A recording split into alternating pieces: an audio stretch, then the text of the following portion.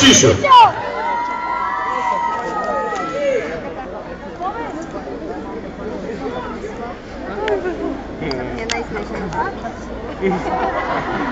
Добър вечер. Здравейте, аз съм Шишо. Брат ми е Мишо, нали го знаете? Благодаря ви. Така, днеска сме на 30, утре на 40. Той живота е кратък, уважаеми дами и господа. Днеска сме на 30, утре на 40, после се появи бял косъм. Някъде тук в косата. Жена ви напусне, вземе ви апартамента, децата порацна станат идиоти. Като тия бием двама идиоти в къщи, бе. Какво е това нещо? Това е тая кошер-гинекология, бе, уважаеми дами и господа, бе. Малкият се роди преди големия, бе. Какво е това нещо, бе? Оня ден, да не да, купихме едно меченце, плюшено, той да го остърбуши и го съсипе. Страшна работа ви казвам. Викам, глей къв си, бе. Умори баба си, бе. Баба си умори, а разчитахме на нейната пенсия. 120 лева. Сега ще я продаваме на части. Кой купи крак, ръка, така ще. Оня ден отивам на пазара. И един ме пита, какво продаваш, бе, Шишо? Викам, ми продавам ябълки. И колко струват? Викам, 3000 лева. Много скъпи, бе. Викам, не скъпи, защото са очни. Какво искаш ти повече? Страшна работа. Започнах да пия, уважаеми дами и господа. Зарезах таксито и започнах да пия. И малкия идва, носи ми бутилчица рекия.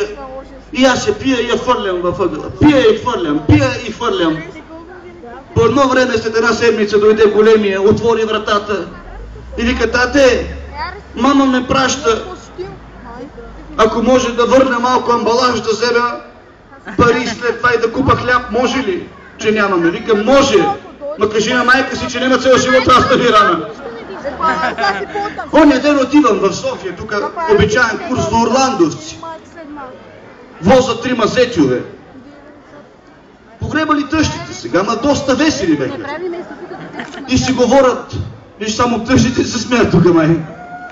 Един я вика, моята тъща погребах много ефтино, за 80 лева. Той вика, как за 80 лева? Бе, вика, е така напреки. Е така напреки само един канал. Втория вика, аз моята погребах още по-ефтино, за 60. Как за 60, бе? И вика, е така кликнала. 50 на 50. Третия вика, аз моята погребах за 20 лева и паметник и дигнах. Вика, как паметник, бе? Ми вика, е така, погребах и до кръста. И от кръста нагоре малко цимент и стана и бюст.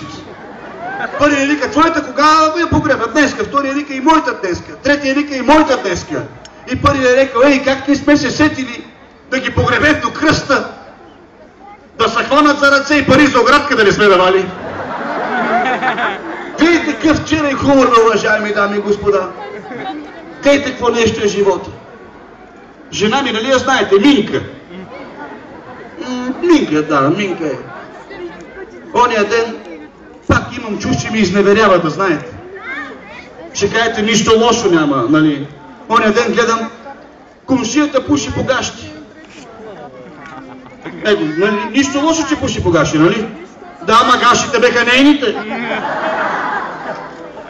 Ужас ви казвам, страшна работа. Не издържам вече, даже си купих, уважаеми дами и господа, 3 номера по-тесни обувки, 3 номера. Ми жената е парясница. Децата са идиоти. Единственото ми удоволствие, като се прибера в къщи и да си събуя обувките, да знаете. Много ви благодаря. Много ви благодаря. Сега искам да ви поздравя с един рапър от Северозападна България, който най-много